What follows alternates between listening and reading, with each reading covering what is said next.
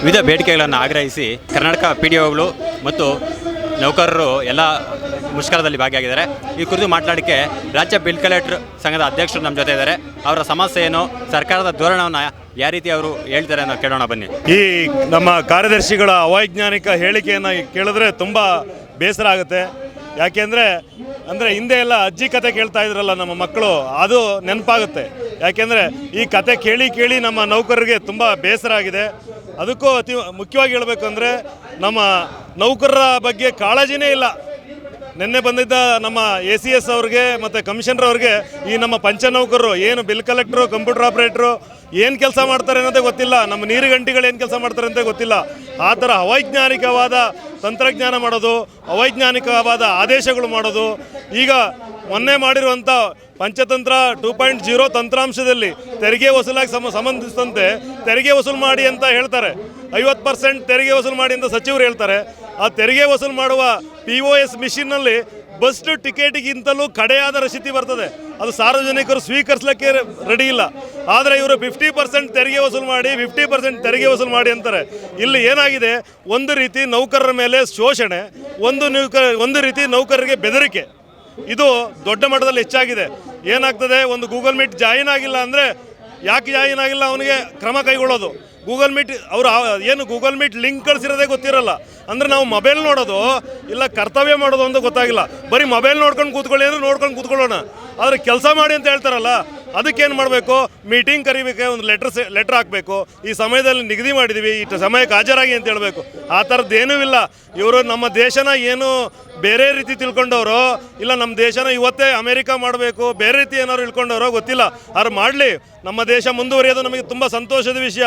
ಆದರೆ ಕಾಲಕ್ಕೆ ಏನೇನಾಗಬೇಕು ಅದನ್ನು ಮಾಡಲಿ. ಇಲ್ಲೇನಾಗ್ತದೆ ಅಂದರೆ ಮೇಲೆ ಮಟ್ಟದ ಅಧಿಕಾರಿಗೆ ಹೇಳೋದನ್ನು ಕೆಳಮಟ್ಟದ ನೌಕರರಿಗೆ ಹೇಳ್ತಾರೆ ಇವರು. ಯಾರಿಗೆ ಹೇಳಬೇಕು ಅಂತಲೇ ಇವ್ರಿಗೆ ಗೊತ್ತಿಲ್ಲ. ಆದ್ದರಿಂದ ಈ ಮಾಧ್ಯಮದ ಮುಖಾಂತರ ನಾನು ಹೇಳೋದೇನಪ್ಪ ಅಂದರೆ, ಯಾವುದೇ ಆದೇಶ ಮಾಡಬೇಕಾದ್ರೂ ಕೂಡ ಅರ್ಥ ಮಾಡ್ಕೊಳ್ಳಿ, ಯಾವ ವೃಂದಕ್ಕೆ ಇದನ್ನು ಹೇಳಬೇಕು. ಇನ್ನೊಂದು ವಿಚಾರ ಹೇಳ್ಬೇಕಂದ್ರೆ, ಹೊಸ ತಂತ್ರಜ್ಞಾನಗಳನ್ನ ತರ್ತಾರೆ, ಅದರಲ್ಲಿ ಯಾವುದೂ ಕೂಡ ಟ್ರೈನಿಂಗ್ ಕೊಡಲ್ಲ, ಯಾವುದೇ ಒಂದು ತರಬೇತಿ ಕೊಡದಲ್ಲೇ ನೌಕರರಿಗೆ ತುಂಬ ಒತ್ತಡ ಆಗ್ತಾರೆ. ಇದರಿಂದ ಈ ವರ್ಷದಲ್ಲಿ 230 ಜನ ನಮ್ಮ ಪಂಚ ನೌಕರು ಸಾವನ್ನಪ್ಪಿದ್ದಾರೆ. ವಿತ್ ದಾಖಲೆ ಕೂಡ ಕೊಟ್ಟಿದ್ದೀವಿ. ನಮ್ಮ ಏನು FDಯಲ್ಲಿ ಕಡಿತಾ ಇದೆ, ಅದೇನಿದೆ ನಮ್ಮ ಸೇವಾ ಇರ್ತದ ವೇತನ, ಸುಪ್ರೀಂ ಕೋರ್ಟ್ ಆದೇಶ ಅದನ್ನೇ ಇವರು ಪಾಲಿಸಲ್ಲ. ನಮ್ಮ ಏನು ವೇತನ ಹೆಚ್ಚಳ ಮಾಡಲಿಕ್ಕೆ ಇವ್ರಿಗೆ ದೊಡ್ಡ ಹೊರೆ ಅಲ್ಲ. ಎಷ್ಟೆಷ್ಟೋ ಕಾಮಗಾರಿಗಳಲ್ಲಿ ಎಲ್ಲದಕ್ಕೂ ಹಣ ಬಿಡುಗಡೆ ಮಾಡ್ತಾರೆ. ಆದರೆ ಕೇವಲ ನಮ್ಮ ಸೇವಾ ಇರ್ತದ ವೇತನವನ್ನು ಕೊಡಲಿಕ್ಕೆ ಲೆಕ್ಕ ಹಾಕ್ತಾರೆ. ಇಲ್ಲಿ ಹಳ್ಳಿಗಳ ಜನಗಳ ಸೇವೆಗಳನ್ನು ಮಾಡ್ತೀವಿ ನಾವು.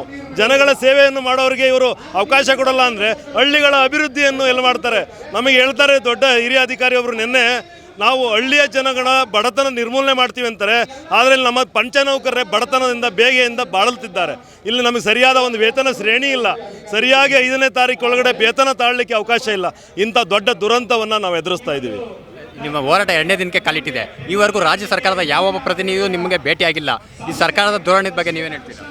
ಸರ್ಕಾರದ ಧೋರಣೆ ಬಗ್ಗೆ ಹೇಳಬೇಕಂದ್ರೆ, ನಮ್ಮ ಬಡ ನೌಕರರ ಬಗ್ಗೆ ನಮ್ಮ ಸಚಿವರಿಗೆ ಕಾಳಜಿ ಇಲ್ಲ ಅಂತ ಅನಿಸ್ತದೆ. ನಮ್ಮ ಸರ್ಕಾರ ಆಲಿಸುವ ಸರ್ಕಾರ, ಆಲಿಸಲಿಕ್ಕೆ ಇಷ್ಟು ಸಮಯ ಬೇಕಾ? ನಿನ್ನೆ ಬೆಳಗ್ಗೆಯಿಂದ ನಾವು ಪ್ರತಿಭಟನೆಗೆ ಇಳಿದಿದ್ದೀವಿ. ಆಲಿಸಲಿಕ್ಕೆ ಇಷ್ಟು ಸಮಯ ಬೇಕಾಗಿಲ್ಲ ಸ್ವಾಮಿ.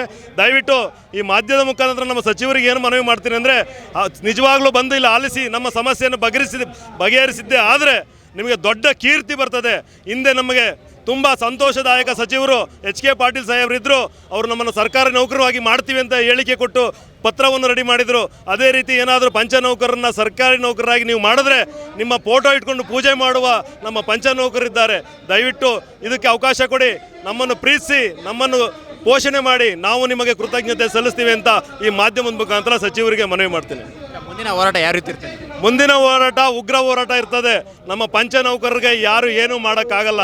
ಯಾಕೆಂದರೆ ನಮಗೆ ಸರ್ಕಾರಿ ನೌಕರು ಅಲ್ಲ, ಈ ಕಡೆ ಗ್ರಾಮ ಪಂಚಾಯತಿ ನೌಕರು ಅಲ್ಲ, ಈ ಕಡೆ ಕಾರ್ಮಿಕ ಇಲಾಖೆ ನೌಕರು ಅಲ್ಲ. ನಾವಿರೋದೇ ಅತಂತ್ರ. ಮುಂದೆ ಅತಂತ್ರ ಮಾಡ್ತೀವಿ. ಅತಂತ್ರ ಮಾಡಲಿಕ್ಕೆ ಅವಕಾಶ ಕೊಡಬೇಡಿ. ದಯವಿಟ್ಟು ನಿಮ್ಮ ಕುತಂತ್ರ ಬುದ್ಧಿಯನ್ನು ಬಿಟ್ಟು ಇಲ್ಲಿ ಬಂದು ನಮ್ಮ ಸಮಸ್ಯೆಯನ್ನು ಬಗೆಹರಿಸಿ ಅಂತ ಈ ಮಾಧ್ಯಮ ಮುಖಾಂತರ ಕೇಳ್ಕೊಳ್ತೀನಿ.